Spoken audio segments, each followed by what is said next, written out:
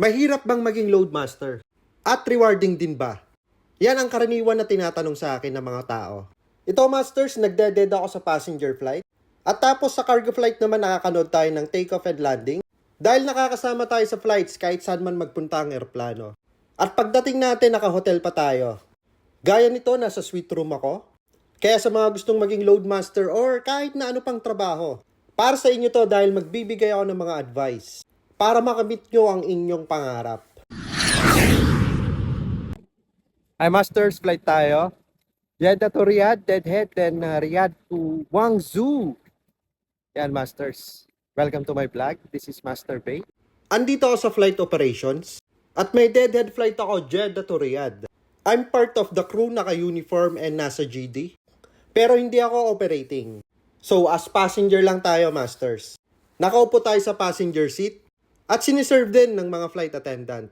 Pwede mo ding sabing positioning crew. Dahil mamaya may flight tayo Riyadh to Guangzhou. Shout out pala sa lahat ng mga aircraft cleaner. Dito na ako maakyat sa ramp at hindi na ako nagpupunta ng passenger terminal. Ang flying time natin is 1 hour and 45 minutes.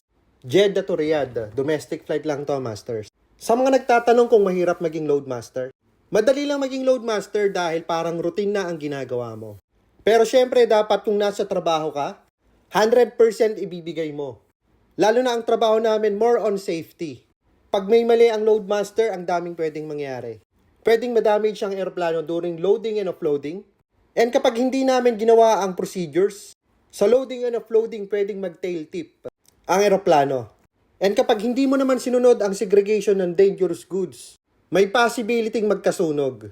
At pagdating naman sa load sheet, pag sumobra kami sa limitations, or pag nagkamali kami sa trimming, pwedeng bumagsak ang eroplano. Kaya lagi kong sinasabi, there's no room for error. Lahat naman ng trabaho walang madali. Kaya dapat lagi mong gagawin ang best mo. Lalo na sa training. At dyan papasok ang foundation mo. At kung i-release ka ba ng senior loadmaster. Panoorin muna natin ang takeoff. 3 right. Runway confirmed. 33 right.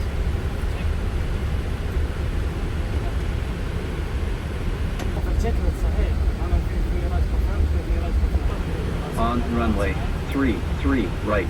Runway is clear. Ready? It's clear for takeoff 30 right. Light of the power.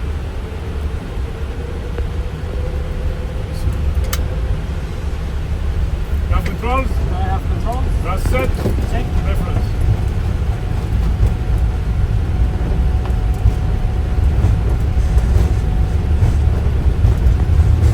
Lean hands. Check. Hold.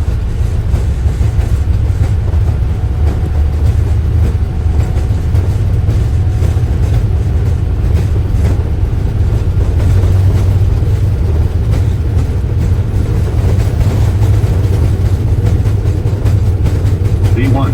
Rotate.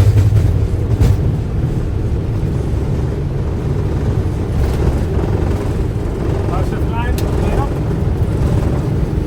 Clear up. Clear throttles.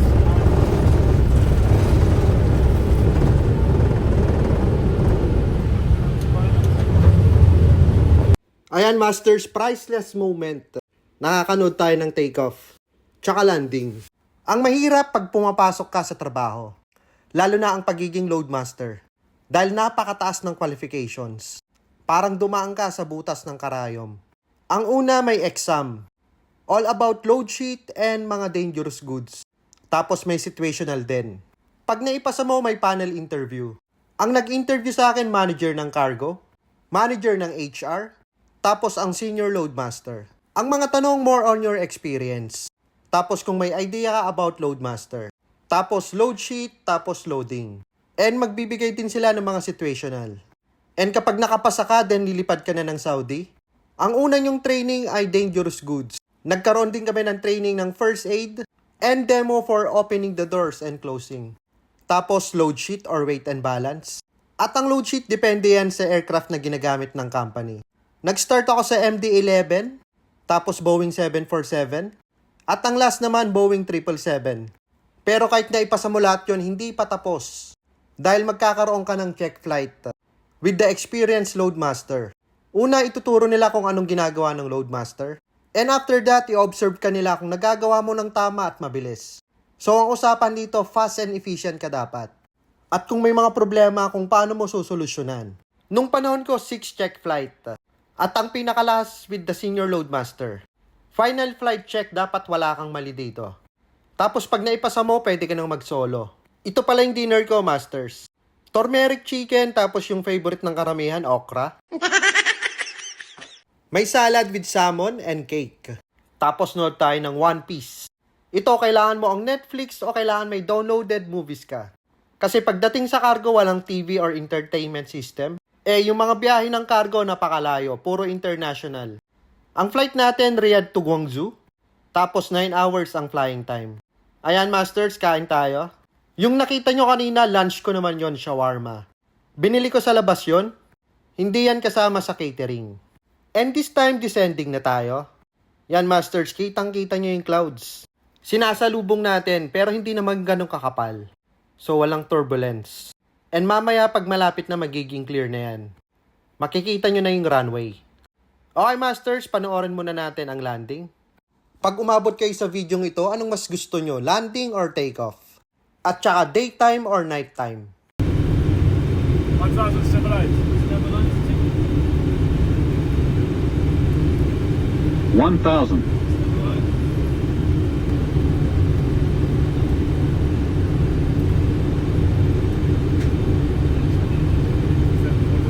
500.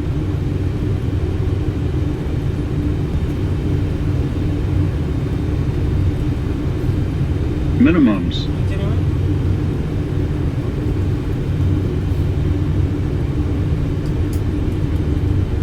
100. 50. 40. 30. 20. 10. Speed break up. Landed Guangzhou or Guangzhou. Yan, umuulan pa. Ang procedure namin dito, kasabay ko ang crew aalis. And nakaabang na ang outbound loadmaster or mga crew. Sasakay tayo ng crew van, papunta sa terminal. Gagawin natin ang immigration process and sasakay ulit tayo ng van papunta naman ng hotel. So, rewarding ba maging loadmaster? Oo naman, masters. I consider myself blessed and lucky. Dahil okay yung sahod, maganda yung trabaho, hindi naman ganun kahirap. Nakakapag-travel tayo. Nakaka-check-in tayo sa magagandang hotel. May health insurance. May ticket. May paid vacation na 30 days. At marami pang iba. So kung nakikita nyo ako nag-check-in sa hotel dahil yan sa company expense. Hindi po ako mayaman. Mahirap lang po ako, masters. Dahil alam nyo naman marami akong obligasyon.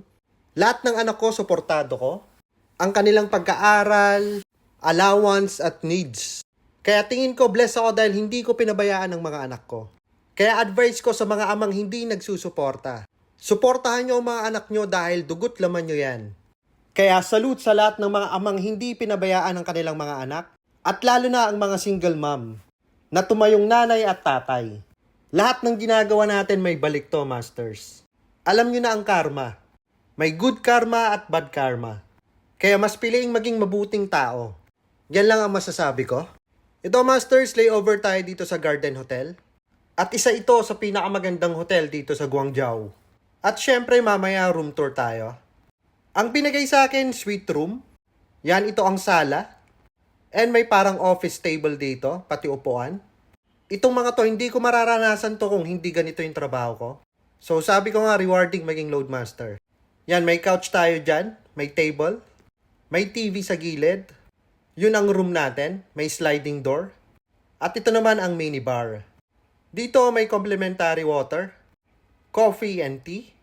Yan, may coffee maker tayo dyan. Tapos dito ang kanilang mga alcoholic drinks. May Jack Daniels, Bacardi, Hennessy. Andun ang price list, tapos dito red wine.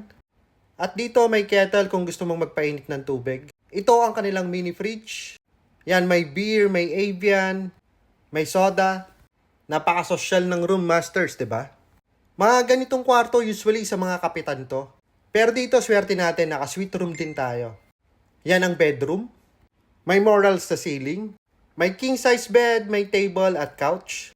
And sa side table, may phone at ang mga master control panel. At doon, kitang-kita mo ang bathtub. Napaka-spacious ng room. Tapos dito may TV tayo. Widescreen. And dito pwede mo ilagay ang gamit mo.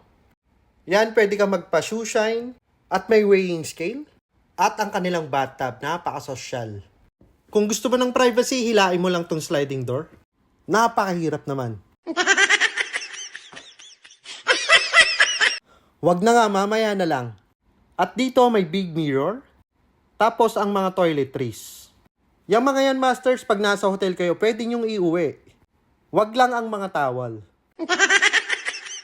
At dito naman na ang kanilang cabinet. Yan, may towel dyan. Tapos dito sa cabinet na to, makita nyo ang laundry bag tsaka slippers. Ang kanilang flat iron and ang kabayo. Dito naman sa kabilang cabinet, may dalawang bathrobe. Mga hanger, umbrella, at safety deposit box. Magkahiwalay pala ang toilet nila at shower room. Dito sa pintong to, ito yung kanilang toilet. Walang bidet. Pansin ka lang dito sa China, hindi uso ang bidet. Kahit sa Hong Kong, walang bidet. Buti pa sa Saudi, puro bidet doon.